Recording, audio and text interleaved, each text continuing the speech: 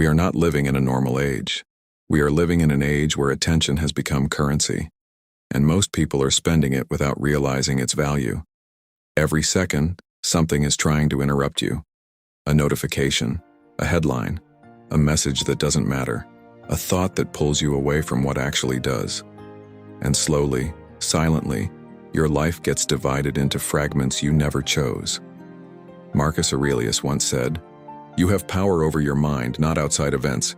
Realize this and you will find strength." But in today's world, even your mind is under constant attack. So the real question is no longer, how do I succeed? The question is, how do I stay focused long enough to build anything meaningful? This is not motivation. This is mental engineering. This is the Stoic system for deep, unbreakable focus. Chapter 1. The Gate of Thought. Your mind is not a battlefield. It is a gate, and every thought is asking for permission to enter. Most people open the gate automatically. They react to everything. A message appears. They respond. A memory shows up. They replay it. A distraction appears. They follow it. But Epictetus taught something different. Not every thought deserves action. So build this habit. When something enters your mind, pause and ask, does this deserve my attention right now? If it doesn't, do not argue with it. Do not analyze it. Just let it pass. A focused mind is not one that has no thoughts. It is one that chooses which thoughts to obey. Chapter 2. The Discipline of Expectation. Most people lose focus because they expect comfort. They assume the environment will support them, but reality never cooperates. The Stoics prepared for disorder before it arrived. They trained their minds to expect resistance. You should do the same. Before you begin any important work, take a moment and predict what will go wrong. You will feel bored. You will feel restless. Something will try to interrupt you. When you already expect it, it loses its shock. And what loses surprise loses power. You are no longer reacting to chaos. You are executing despite it. Chapter 3. The Silent Fortress. Inside every person is a space that no one else can touch. Marcus Aurelius called it the inner fortress. But in the modern world, that fortress is under siege. Messages, calls, apps, endless accessibility. So you must rebuild it deliberately. Create time where you are completely offline, not partially available, not checking occasionally, fully absent. Because focus cannot survive partial presence. Seneca warned that a scattered life is a wasted life. If your attention belongs to everyone, it belongs to no one. Guard your silence like it is valuable, because it is. Chapter 4. Training through resistance. Comfort makes attention weak. Resistance makes it strong. If your brain is always stimulated, it forgets how to sit still. So you must retrain it. Do things that feel slightly uncomfortable. Sit without your phone. Walk without audio. Work without switching tasks.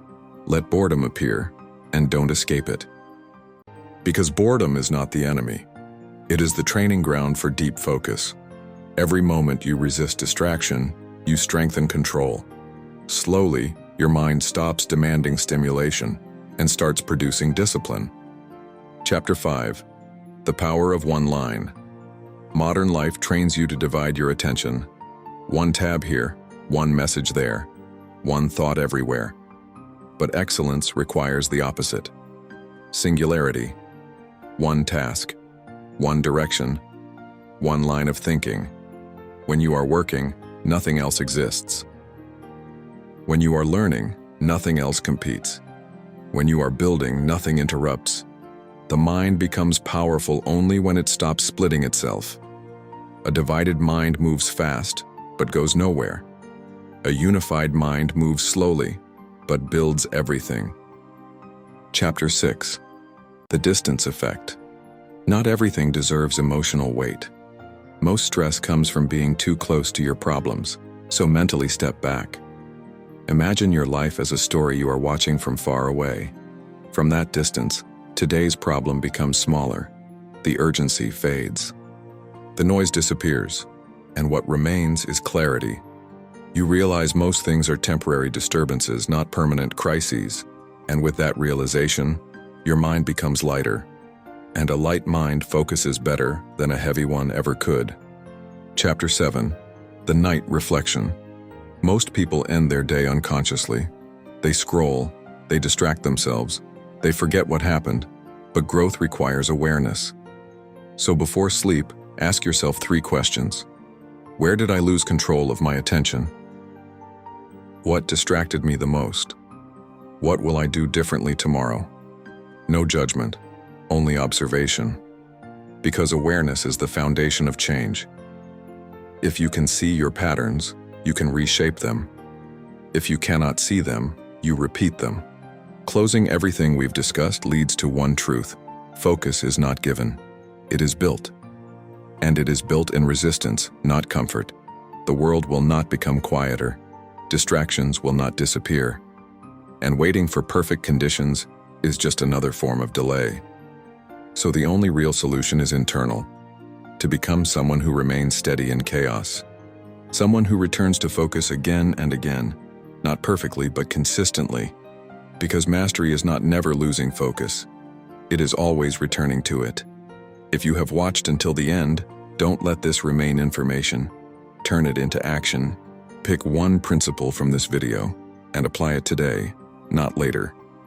If this resonated with you, subscribe for more Stoic discipline and mental clarity. Your attention is your life. Spend it with intention, stay sharp, stay disciplined, stay focused. I'll see you in the next one.